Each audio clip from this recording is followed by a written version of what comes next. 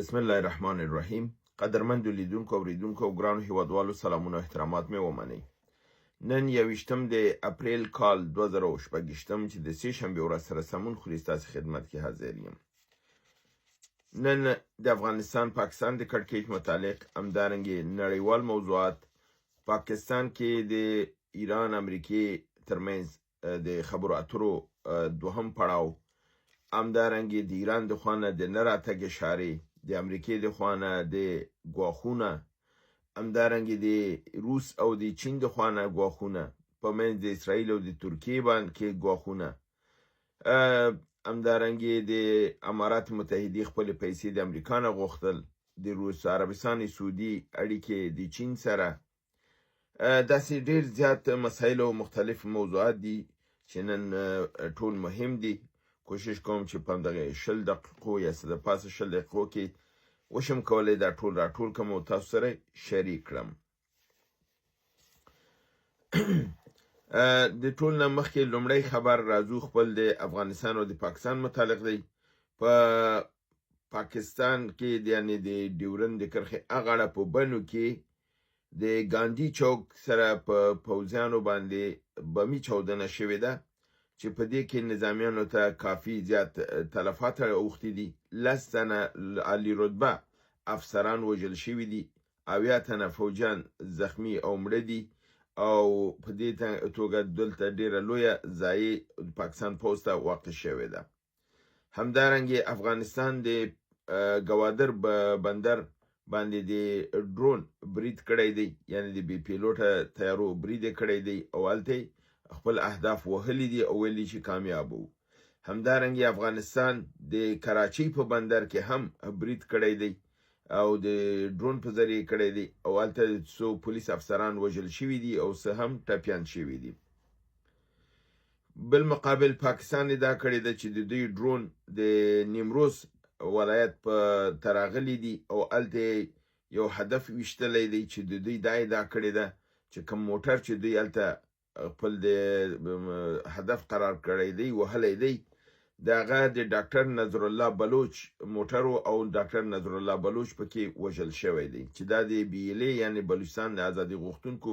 د مشرانو نه یو مشر دی چې دا همیش دا کیږي دا دننه دی او دننه مبارزه کوي د افغانستان کې نه دی، خو دی دا دروغ ادعا کړې ده او تر اوسه کوم ثبوت نه دی راغلی. اسلامي امارت هم دا نه دی رد کړی او نه یې تایید کړی دی. پس له هغې نه چې د پاکستان دغه ډرون د افغانستان په فضا ګرځېدله، هم د ایران سرحدي قواو د خوا نه د برید لاندې راغلې ده او هوایي ډزې پیښ شوي دي او هم د افغانستان د سرحدي لواو د هوایي برید لاندې راغلي دي. دغه نه ده معلوم چې دا ډرون وهل شوی دی، راپرځول شوی دی یا بیرته تښتېدلی دی. دا دلته یعنې دی بیا هم برید کړی او دی دا ادعا کړې ده چې موږ دا ځای دغه کړی دی، خپل نښه هم ایښې ده. د هغې څه موټرونه یې ښودلي دي، څه داسې دغه یې ښودلي دي چې هلته موټر کې کسان وو، یو کس وی پکې زخمي ژوندی پاتې و چې هغه اسلامي امارت کسان پوځیان ویتلي دي، هغه یې نیولی دی وړی دی او دا نور وژل شوي دي. خو دا خبر لا تایید نه دی. په نړیوالو موضوعاتو کې څرنګه چې تاسو معلومه ده د ایران او د امریکې ترمنځ کړکېچ بغرند شوی دی. دې کې څرنګه چې تاسو معلومه ده پاکستان کې د پرون ورځې یعنې دوشنبې په ورځ باید ناسته شوی وای، هغه ناسته ونه شوله ځکه ایران ویلي چې دی نه راځي. بیا ډونالډ ټرمپ اعلان وکړ چې د سې شنبې ماښام یا د چهارشنبې په ورځ به دا ناسته اسلام آباد کې وشي. تر دغه دمه پورې ایران خپل کم رضایت نه دی ښودلی، مګر هم پاکستانیان مطمئنه دي چې دی به راځي او دا مفاهمه به کېږي. د همده لپاره د دوی دغه دی روان دی، کوشش روان دی تر څو د دوی ترمنځ یو لاره جوړه شي. مشکل د هغه وخت کې لا زیات شو چې ایران انکار وکړ چې امریکا د ایران هغه تجارتي کشتۍ چې د چین نه کانټینرونه یا تجارتي مال رابار کړی وو د توشکا په نامه باندې کشتۍ وه، په دې باندې امریکایانو دغه وکړ برید وکړ، یعنې اول انجن ورته ووهه چې دا د مخکې تګ نه ودرېږي او پس له هغې نه د امریکایي قواوې ورغلې او په دې کشتۍ باندې یرغل وکړ او کشتۍ خپل په کنټرول کې ونیوله. نو د هغې نه پس اسماعیل بقایي د بهرنیو چارو وزارت ویان د ایران راغی او دا خبره یې وکړله چې کله موږ د برید لاندې اوسو زموږ کشتیګانې محفوظې نه وي نو په داسې حالت کې موږ به مذاکراتو ته ولې درځو او نه در سره کینو او نه در سره کوم خبره لرو او ویلي دي چې تر څو چې تنګه د هرمز بند دی او دارنګې زموږ په کشتیګانو باندې برید کیږي نو موږ مذاکراتو دپاره نشو راتللی دا په داسې شرایطو کې راتګ ممکنه نه ده. په عین حال کې ډونالد ټرمپ بلومبرګ دا راپور ورکوي چې ډونالد ټرمپ ویلي دي چې د مذاکراتو د کامیابۍ پورې به د هرمز تنګې بند دي. ایران وایي چې دا خلاص که پرانیزه بیا زه مذاکرات کوم. ایران او امریکا وایي چې دا به د مذاکراتو تر اخره بند دي که موږ سولې ته ورسېدلو تفاهم ته ورسېدلو زه به دا خلاص کړم او که نه ونه رسېدو دا به تیار بند دي بیا نه خلاصومه. او دی ویلي د امریکا ویلي چې فشار به نه کمیږي او د دوشنبې په ورځ یعنی نن پرون چې وو دی ویلي چې که چېرته ناسته ونه شي چې ونه شوله او تر د چهارشنبې تر مازدیګر هم دی موافقه نه شول چې سره مفاهمه وکړي او د اوربند میاد ختم شو نو ډونالد ټرمپ ویلي دي چې بیا به زه دا میاد د اوربند دوباره نه زیاتومه. خو په عین حال کې بیا بیرته د همدغې بابت نه پاکستان د خپل د ډیپلوماسۍ په لحاظ باندې مصروفه دی او خبرې روانې دي ځکه چې د پاکستان د خوا نه د دې وزیر داخله محسن نقوي د ایران سفیر سره په اسلام آباد کې او د امریکې د سفیر سره په اسلام آباد کې لیدلي دي. په د دواړو طرفو باندې دا فشار راوستل شوی دی چې دوی باید یو نقطې ته ورسیږي. دا خبر MSD چینل د پاکستان خبر ورکړی دی او هغې دا خبر وایي چې د CNN، نیویارک ټایمز او د وال سټریټ ژورنال په تایید باندې یعنی دریو مرجو نه دا خبر دا کړی دی چې د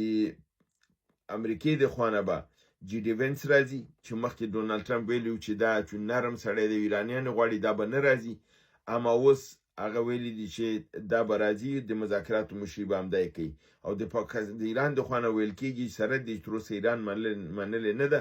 خو دغه درې مرجې دا خبر تاییدوي چې د ایران د خوا نه به قالیباف راځي او د مذاکراتو کې به ګډون کوي. په همدې حالت کې شهباز شریف هم د اروپایي ټولنې د مشر سره خبرې کړي دي او هغه په اعتماد کې اخیستی دی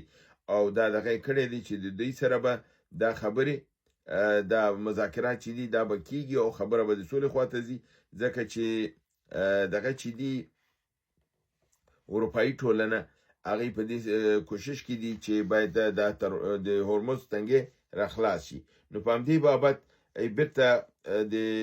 پاکستانیان دا خبر ورکوي چې تازه خبر دا راغلی دی چې ډونالد ټرمپ دا موقف منلی دی چې ایراني کشتۍ به هم بیرته خوشې کوي او تنګې هرمز کې به هم نرمي راولي تر څو ایران دې ته ومني چې مذاکراتو ته راشي. یعنی ډونالد ټرمپ بیرته خپل خبره اخیستې ده خو باید څنګه چې ما تاسو ویل دا یو لیونی دی یو دقیقه کې یو فکر لري بل دقیق بل تمرکز د فکري نه لري ځکه خو مشکلات ډیر زیات کړي دي ټولې نړۍ ته.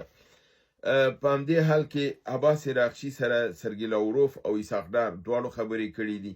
محمد بن سلمان د شي جي پینګ سره ټلیفوني خبرې کړي دي د نوې ستراتیژیکو روابطو لپاره په آینده کې چې ځکه هغې اوس دوی باندې پوهېږي چې که امریکا معاهده کوي د سیمې نه ځي دوی باید یو نوی سرپوښ ولري. روس امریکا او ایران ته د ثالثۍ اعلان کړی دی که چېرته پاکستان په دې دغه کې نه کامیابیږي نو روس د دې ثالثۍ لپاره تیار دی لکه څنګه چې ترکیې پرون ویلي و ما تاسو ته خبر درکړی چې هغه هم ثالثي تیار دی.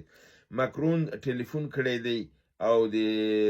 ټرمپ سره غږېدلی دی او ورته ویلي چې د تشدد په عوض مصالحت آمیزه طریقه جوړه کړي او د فشار په عوض باندې د سولې تر څو چې دغه نړیواله ستونزه چې ده دا حل شي او له منځه ولاړه شي. په دې هکله باندې ابراهیم عزیزي د ایران د ملي سلامتۍ کمیټې رئیس په ویلي دي چې دوی لګیا دي په دې غور کوي چې آیا هیئت ایران دغې ته پاکستان ته لاړ شي او که لاړ نه شي. دی ویلي چې موږ سره یو 2 ورځې وخت شته دی موږ په دې په ارامه غور کوو او خپل تصمیم به نیسو. دی دا خبره هم کړې ده چې زموږ خپل سرې کرښې راته تعینې دي د خپل سرې کرښو نه به نه تېرېږو. مذاکرات په دې معنا نشي کېدلی چې موږ به هر څه منو. مذاکرات په دې مفهوم دی چې زموږ سرې کرښو احترام به کېږي د اصولو مفادات به حفظ کوو او د مفاداتو لپاره به خپل اصول او قواعد به د لاسه نه ورکوو. دا خبره کړې ده چې موږ چې کوم شروط ایښي دي که هغه ومنل شي نو موږ به بالکل مذاکراتو ته ورځو. همدارنګه پاکستاني رسنیو دا ادعا کړې ده چې آخرین پیامونه چې دوی ته رسیدلي دي هغې په اساس باندې د ایران امریکې ته دا اشاره ورکړې ده چې دا کمې پیسې دوی په تنګه د هرمز کې اخلي، یعنی مالیه چې به اخلي په هر کشتۍ باندې، په دې باره کې د امریکا سره د تفاهم امکانات شته دی چې یعنی پیسې خو به اخلي خو په قیمت کې په جګوال کې ټیټوالو کې یا فرضاً کم فیصدي که امریکا په دې سیمه کې اخلي په هغې حصه کې دوی کولی شي چې امریکا سره یو کوم موافقې ته ورسیږي او سره خبرې وکړي. د روسیې وزیر دفاع ویلی دی چې اسرائیل او امریکا د خپل ماته ومني او ژر تر ژر د دې سیمې نه ووځي او دا سیمه دې خالي کړي. همدارنګې روسیې آمادګي ښودلې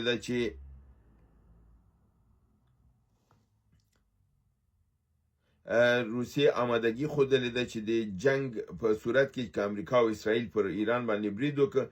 دا ممکن چې د S-500 هغه میزایل چې تر اوسه ایران ته نه دي ورکړي د هغې د ورکولو باندې هم غور وکړي تر څو ایران خپل دفاعي سیستم قوي ولري. کوریای شمالي امریکا ته 40 ساعتو امریکا او اسرائیل ته 40 ساعتو الټیمیټوم ورکړی دی چې منطقه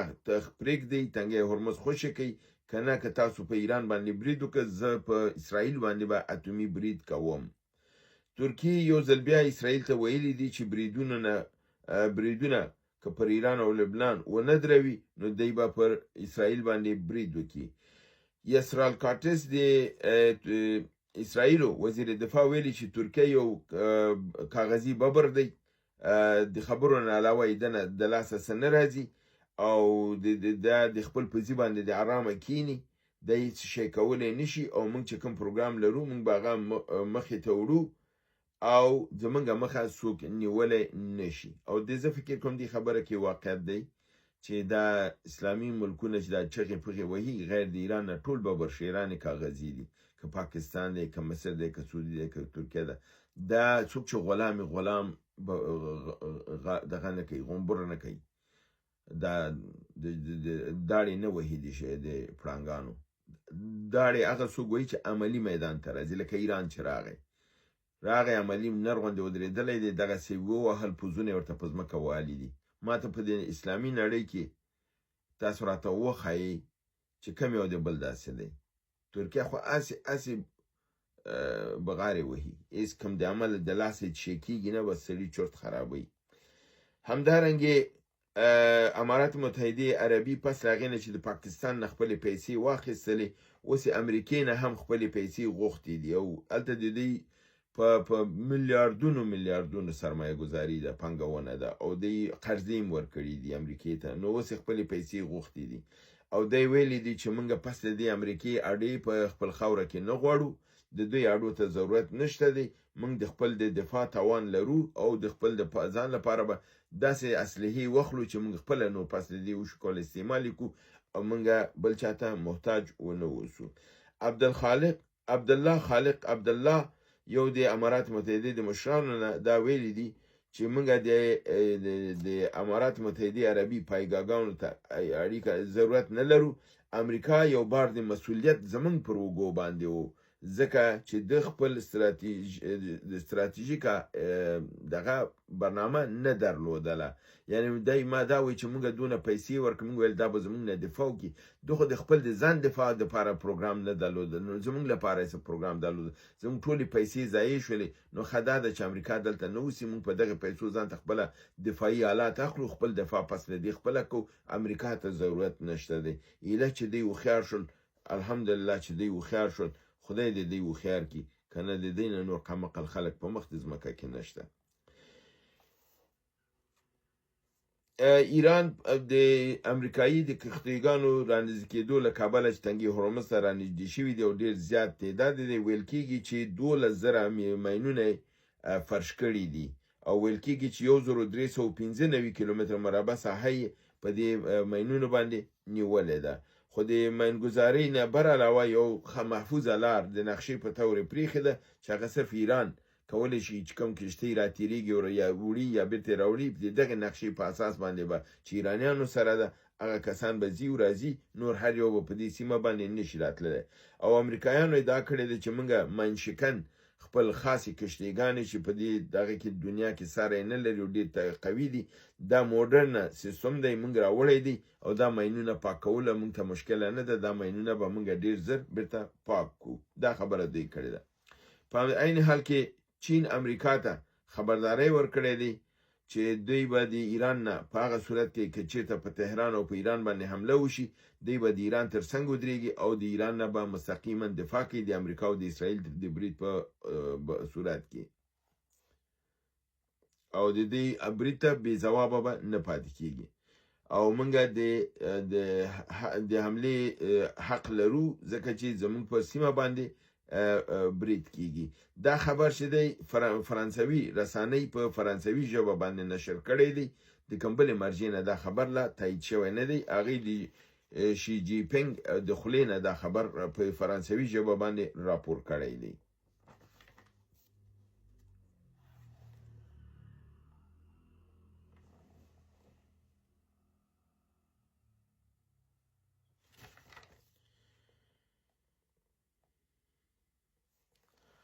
دا زمونږ د نن ورځې نړیوال خبرونه چې تاسو حضور ته مې وړاندې کړل تاسو وکتل چې ښکته جګې ټیټې خبرې ډېرې زیات دي په یو ځای کې ډونالډ ټرمپ وایي چې زه بالکل لاره نه خلاصوم دا به بند دی تر اخره بل ځای کې بیرته مني ایرانیان همچنان دا اوله کې د دې خبره کوله چې دوی به نه راځي خو اوس د دې خبرو نه ښکاري چې که چېرته د دې شرایط ومنل شي او ډونالډ ټرمپ اطمینان ورکړی چې کوم شی پاکستانیان وایي چې اطمینان ورکړ شوی دی نو د هغې هیئت ممکنه ده راشي او په اسلام آباد کې د سیرینا او میریټ هوټل اتاقونه کمرې یا اتاقونه چې دي دا د 15 ورځو لپاره بوکینګ شوی دی نو د دې نه معلومیږي دا ځلې د هیئت ناسته او خبرې به اوږدي ویل کېږي چې 2 نهایت 3 ورځې به دا ناسته دا ځلې مد نظر نیول شوې ده په اوله ورځ باندې د دې کوم امکان نشته دی چې د نتیجې ته ورسېږي دې ته به کافي وخت ورکول کېږي اوله ورځ به هم کینی دویمه به هم کینی درېیمه به هم کینی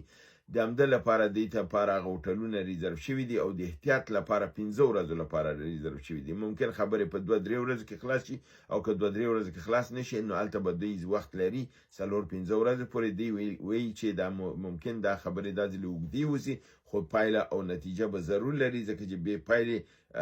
ستونزه نړیوالو ته به زیاتېږي په دې اساس باندې دوی غواړي دا مسله